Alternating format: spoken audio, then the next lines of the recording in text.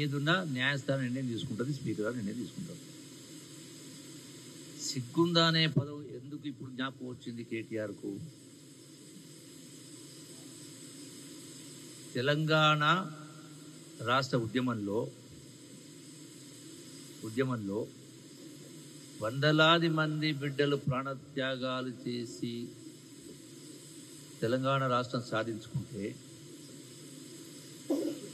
వీళ్ళు సిగ్గులేని పనులు ఎన్ని చేసినారు? ఒకటి, వాళ్ళ కుటుంబ సభ్యుడే కదా. అంబేద్కర్ను పొగిడే మాట మాట్లాడుతూ, రాజ్యాంగం గురించి మాట్లాడుతూ, మళ్ళీ అదే కేసీఆర్ పెగ్గులు పోసేటువంటి ఎవరైనా సంతోష్ కుమార్ రాజ్యసభ మెంబర్ ఇచ్చిండు. దేనిలో నిష్ణాతుడు ఆయన?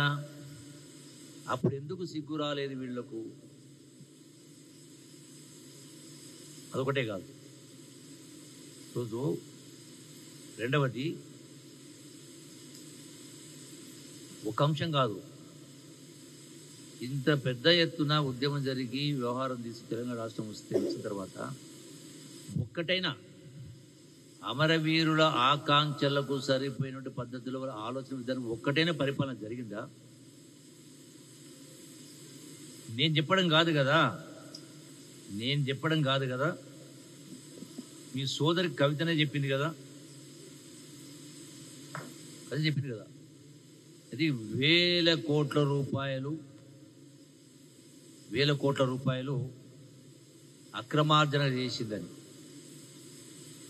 సో దానిపైన ఎందుకు వీళ్ళు దాటేస్తున్నారు? మరి అది స్పందించాలి కదా. ఒక మాట మాట్లాడేసి సస్పెండ్ చేసినాం కాబట్టి ఇంకా అయిపోయినట్టు సరిపోద్దా?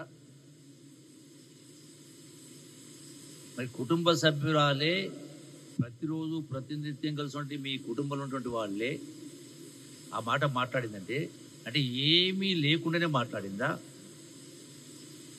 ఆమె తక్కువ నేను అంటలేను.